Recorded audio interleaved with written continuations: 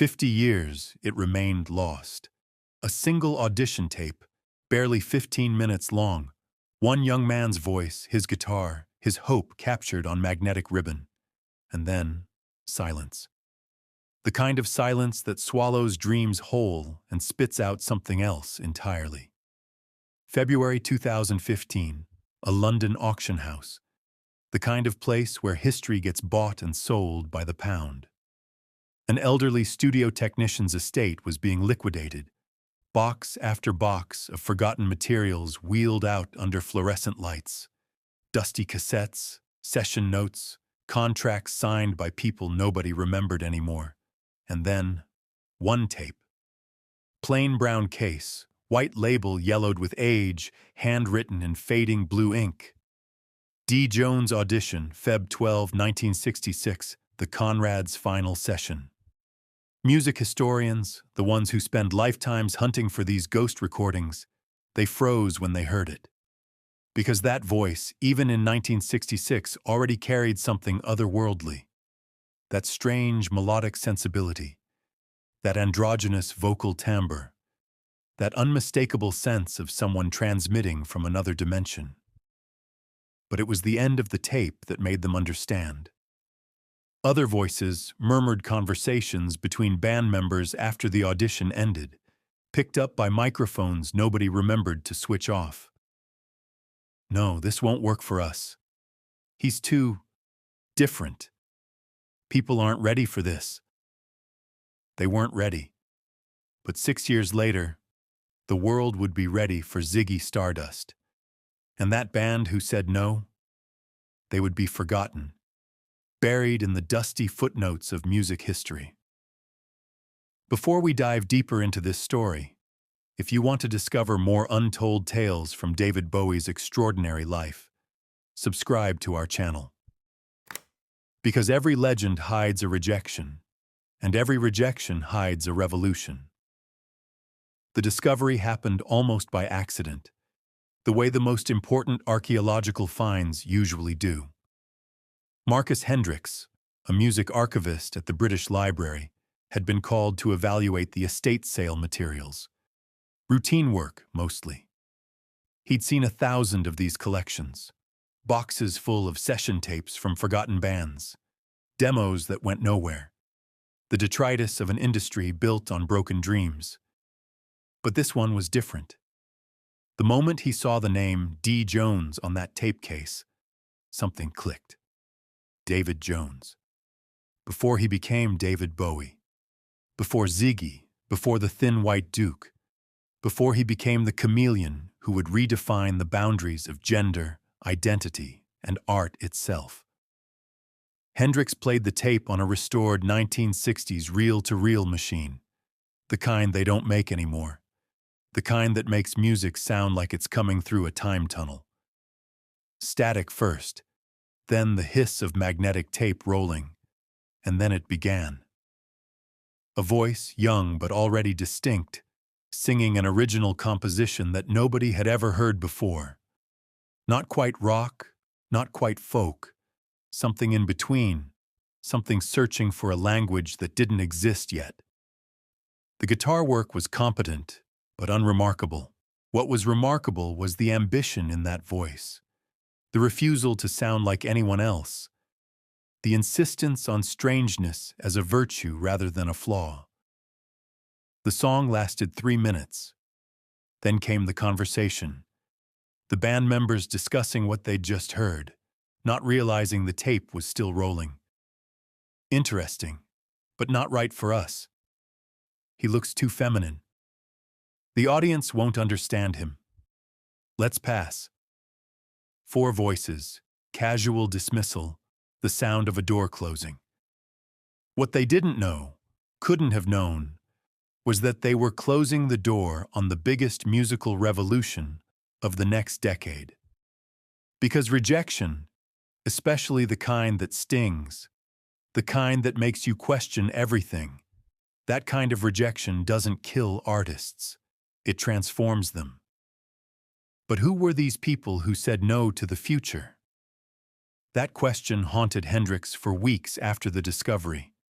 The label on the tape said the Konrads, and that name meant nothing to most people in 2015. Even in 1966, they were barely a footnote. But in early 1960s London, the Konrads were considered rising stars, a rhythm and blues outfit that had played support slots for bigger acts, had a minor hit single that charted briefly, and were looking for a charismatic frontman to take them to the next level. Young David Jones, desperate for any break, any chance, auditioned to be that frontman. To understand what happened in that audition room, you have to understand London in 1966. The city was exploding with musical possibility. The Beatles had already conquered the world. The Rolling Stones were defining rebellion. The Who were smashing their instruments on stage. And somewhere in the middle of all this, in dingy clubs and basement studios across Soho and Camden, hundreds of young men with guitars were trying to find their own piece of the revolution. David Jones was one of them. Except David Jones didn't want to be one of them. He wanted to be unlike anything anyone had ever seen. By February 1966, he'd already been through several bands. The Konrads, ironically, was one of his first groups back in 1962 when he was just 15 years old. He'd left them to form the King Bees, then the Manish Boys, then the Lower Third. Each time, the same pattern: initial excitement, creative differences, dissolution. He was too ambitious, too weird, too unwilling to compromise his vision for commercial palatability. His manager at the time, Ralph Horton, had grown frustrated. "You need to fit in somewhere, David," he'd said. "You can't keep reinventing yourself every 6 months. Pick a sound and stick with it." But David Jones couldn't pick a sound because the sound he heard in his head didn't exist yet in the world. It was bigger than blues rock, stranger than folk, more theatrical than anything the British music scene was producing. The problem was, nobody else could hear it. Not his bandmates, not the record executives, not the audiences who came to see him play and left, confused. By early 1966, he was 20 years old and going nowhere. His singles weren't charting. His bands kept falling apart. His family, working-class people from Brixton, who'd never understood this music obsession, were pressuring him to get a real job. "This fantasy has gone on long enough," his father had said. That's when the call came. The Konrads, his old band from teenage years, had lost their lead singer and remembered David. Would he be interested in auditioning? They'd secured better management now, had studio time booked, were on the verge of something bigger. It wasn't the offer David wanted, wasn't the starring role he dreamed of, but it was something. A lifeline. He took it. The audition was scheduled for February 12, 1966, at a small studio in Denmark Street, the legendary Tin Pan Alley of London, where so many hits had been written, recorded, and forgotten. The tape that Marcus Hendricks discovered contained more than just music. It contained the sound of a turning point, the moment when one possible future closed, and another, stranger, more brilliant future began to open. David Jones arrived at the studio early that February morning. He'd barely slept the night before, had been working on an original song to perform, something that would show the Konrads he wasn't just a vocalist, but a complete artist. The song was called "I Never Dreamed," a Baroque pop composition influenced by Anthony Newley, one of David's theatrical heroes, mixed with the experimental sounds of the Velvet Underground. The studio was cold, barely heated, typical of these low-budget recording spaces where young bands scrape together sessions. The Konrads were already there. Roger Ferris on rhythm guitar, Dave Hadfield on bass, Rocky Shahan on drums, and Alan Dodds on lead guitar. They'd known David from years before, remembered him as eager but undisciplined, talented but too strange. They exchanged awkward pleasantries. David set up his guitar, a cheap acoustic he'd bought secondhand. The tape machine was switched on, and then he played. For 3 minutes and 42 seconds, preserved now on that rediscovered tape, you can hear exactly what the Konrads heard that day. David's voice, reedy but distinctive, carrying a melody that zigged when it should have zagged, lyrics about dreams and transformation and becoming someone else. The vocal phrasing was odd, almost affected, drawing out syllables in unexpected places, adding vibrato where none was needed. It sounded, to be honest, like someone trying too hard to be different. Which is exactly what it was.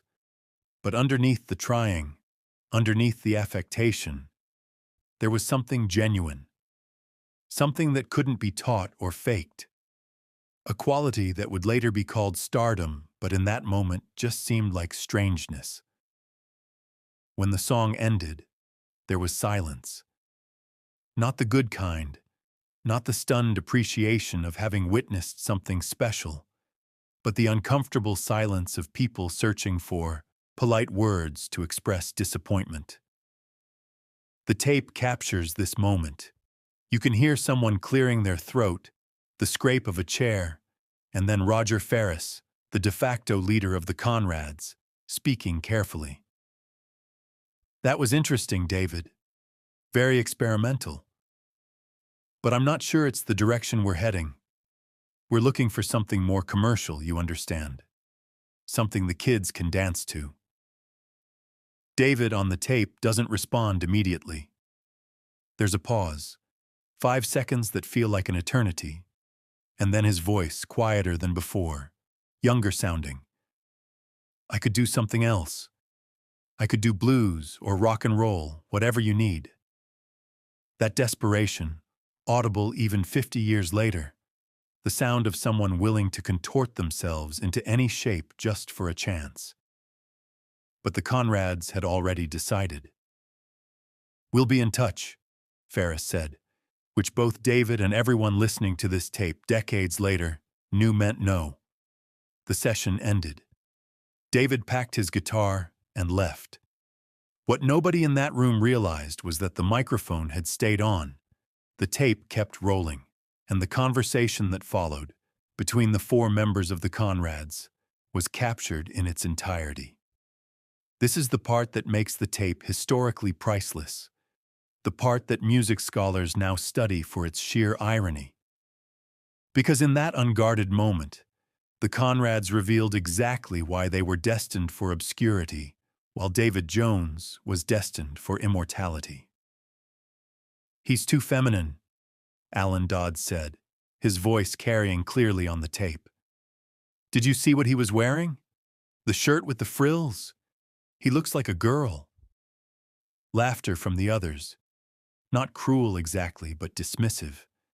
The kind of laughter that reinforces group consensus, that makes deviation seem ridiculous. "And the song," Dave Hadfield added. "What was that even about?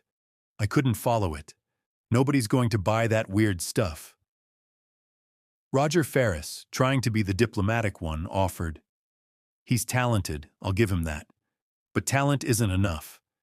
You need to fit the market, and he doesn't fit anywhere." That phrase, "he doesn't fit anywhere," would echo through music history. Because 5 years later, David Bowie wouldn't fit anywhere, and that would be precisely his genius. He would create his own category, his own market, his own universe where the rules were different. But in February 1966, not fitting anywhere was a death sentence, not a superpower. Rocky Shahan, the drummer who'd barely spoken during the audition, said something that the tape quality makes hard to hear, but archivists have since enhanced. "He's trying to be something he's not. That theatrical thing, it's fake. People can smell fake." Except it wasn't fake. That was the tragic misunderstanding. David Jones was being precisely who he was, a theatrical, gender-fluid, artistically ambitious young man in an era that had no framework for understanding such a person.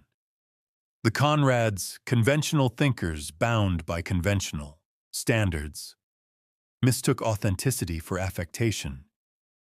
They wanted a lead singer who would reinforce their existing sound, not transform it. They wanted safety, predictability, commercial viability. What they got offered was revolution, and they turned it down. The tape ends there, with the sound of equipment being switched off, cases being closed, the session concluded. Marcus Hendricks, listening to this in 2015, understood what he'd found. Not just a historical curiosity, but a document of how genius gets recognized or, more often, how it gets rejected. He immediately contacted the David Bowie archive, curated by the Victoria and Albert Museum, which had mounted a massive Bowie retrospective exhibition in 2013. The tape was authenticated by audio forensic experts, matched to known samples of Bowie's early voice, and confirmed as genuine. The news broke in April 2015, and the music world was stunned. But here's what makes this story more than just a tale of rejection. Here's what transforms it into something profound. Because what happened after that audition, in the days and months that followed, was the birth of David Bowie as we know him. The rejection by the Konrads wasn't the end of David Jones. It was the end of David Jones trying to fit in. After leaving that studio, after walking out into the cold London afternoon with his guitar case and his wounded pride, something shifted. The desperation to belong, to be accepted by existing structures, began to die. And in its place, something fiercer emerged. Within weeks of the audition, David made a decision that would change everything. He would stop trying to be a member of other people's bands. He would build his own world, his own aesthetic, his own rules. He started working with mime artist Lindsay Kemp, studying theatrical movement and performance art. He began experimenting with stage makeup, with androgynous clothing, with characters and personas that blurred the line between performer and performance. The seed of what would become Ziggy Stardust was planted in those months after the Konrads said no. By 1967, David Jones had legally changed his name to David Bowie, chosen because of Bowie knives, because the name had an edge to it, a danger. He released Space Oddity in 1969, timed to coincide with the Apollo moon landing, and finally achieved his first hit. But it was just the beginning. The theatrical instincts that the Konrads had mocked became his signature. The feminine appearance they'd rejected became his trademark. The weird, uncommercial songwriting they'd dismissed became the soundtrack of a generation. Everything they'd said was wrong about him became right. And the Konrads? They released 2 more singles in 1966, neither of which charted. By 1967, they'd disbanded, unable to find success in an increasingly crowded market. Roger Ferris became a session musician, playing guitar on other people's records. Dave Hadfield left music entirely, becoming a taxi driver in North London. Alan Dodds worked in a music shop. Rocky Shahan emigrated to Australia. None of them achieved anything approaching fame. None of them left a mark on music history.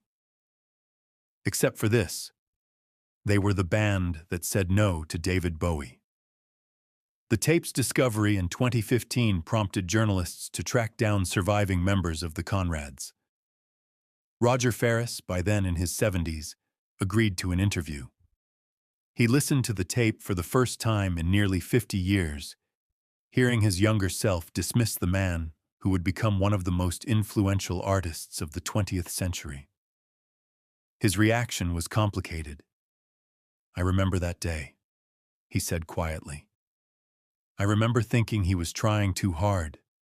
that he'd never make it. I was so certain we were right. He paused, staring at the tape player. Being certain is dangerous. We were certain, and we were completely wrong. This story isn't really about David Bowie being rejected by a forgotten band. It's about what rejection does to people who refuse to accept it as the final word. Because here's the truth that the Bowie audition tape reveals. Genius rarely gets recognized in the moment. Innovation almost never looks like innovation when it first appears.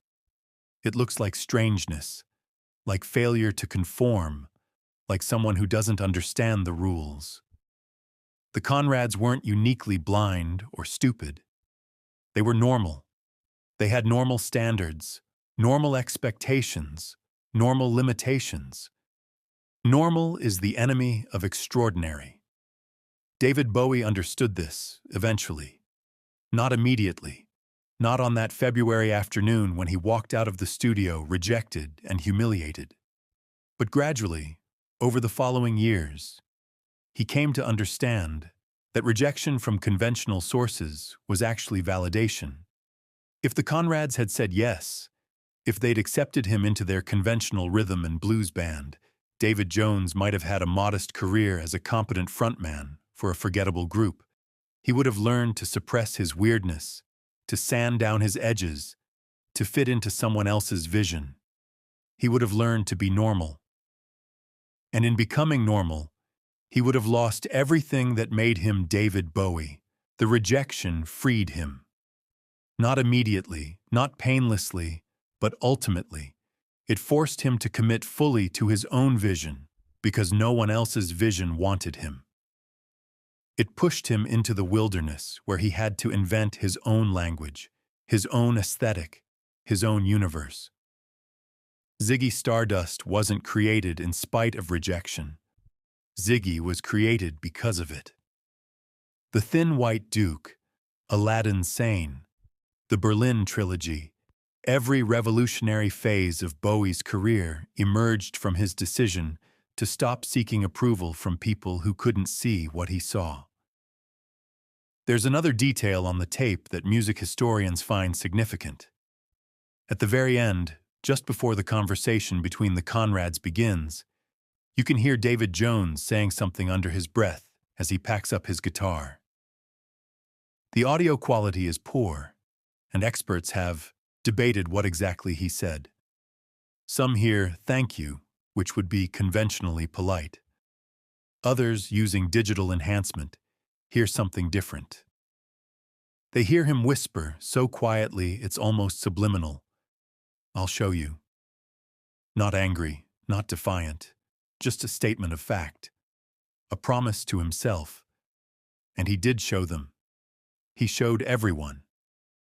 The rediscovered audition tape is now housed in the David Bowie archive at the Victoria and Albert Museum in London. Visitors can listen to it through headphones, standing in a climate-controlled room surrounded by Bowie's costumes, his handwritten lyrics, his album covers. The experience is strange, almost sacred. You're hearing the moment before the transformation, the chrysalis before the butterfly, the ordinary before the extraordinary. And you're hearing the voices of people who couldn't see it coming, who had every opportunity to be part of history and chose comfort instead. The Konrads audition has become a teaching moment in music schools and business seminars. It's used to illustrate the danger of conventional thinking, the cost of playing it safe, the tragedy of failing to recognize innovation. But there's a gentler lesson too, one that's more forgiving of the Konrads and their very human limitations. Because how many of us, honestly, would have recognized David Bowie's genius in that moment? How many of us would have heard past the strangeness to the brilliance beneath? How many of us would have bet on the weird kid with the feminine appearance and the uncommercial songs? The truth is, most of us would have said no too. We would have played it safe, stuck with what we knew, chosen the familiar over the revolutionary. That's human nature. The extraordinary thing isn't that the Konrads rejected Bowie. The extraordinary thing is that Bowie refused to accept that rejection as truth. He heard, "You're too different," and decided that being different was his strength, not his weakness. He heard, "People aren't ready for this," and decided to make people ready. He heard no and transformed it into the most spectacular yes in rock and roll history.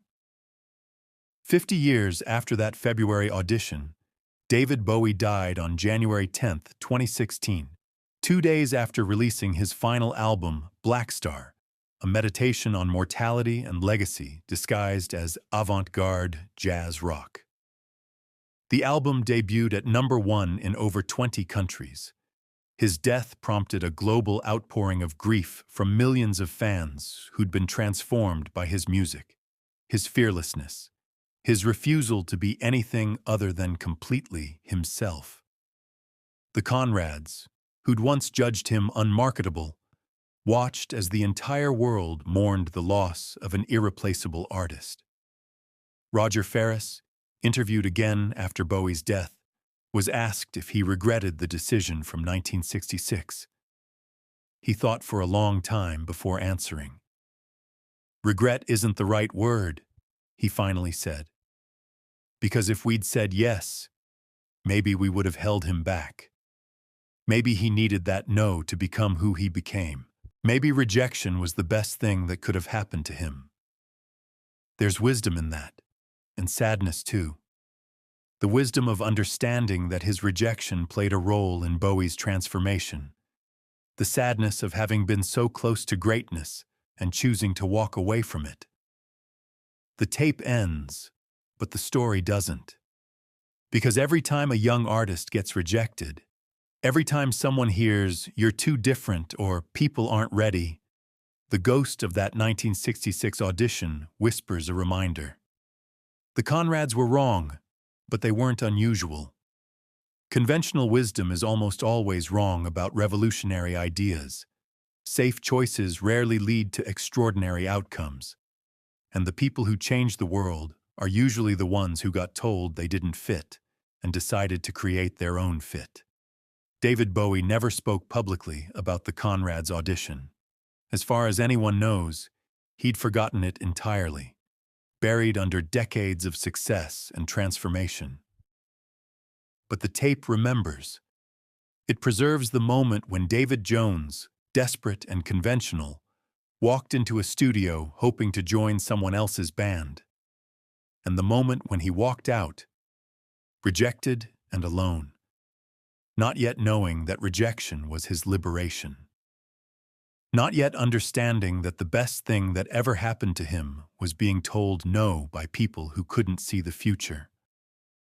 That 15-minute tape, lost for 50 years, found by accident in an estate sale, authenticated by experts, and preserved for history, is more than just a curiosity.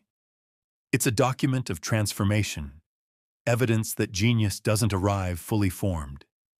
It gets shaped by failure, refined by rejection, forged in the fire of being told you're not good enough. David Bowie became David Bowie because the Konrads said no. And music history was forever changed by one band's inability to recognize revolution when it walked into their studio. The lesson isn't that rejection is good. Rejection hurts, limits, and damages. The lesson is that rejection isn't truth. It's just one moment, one opinion, one closed door. And sometimes, the most important thing that can happen to an artist, to anyone with a vision that doesn't fit the current moment, is having the door closed in their face. Because it forces a choice. Give up or build your own door. David Bowie built his own door. Then he built his own house, his own city, his own universe. All because 4 men in a cold London studio in 1966 couldn't hear the future. They heard strangeness, and they said no. And in saying no, they set David Bowie free.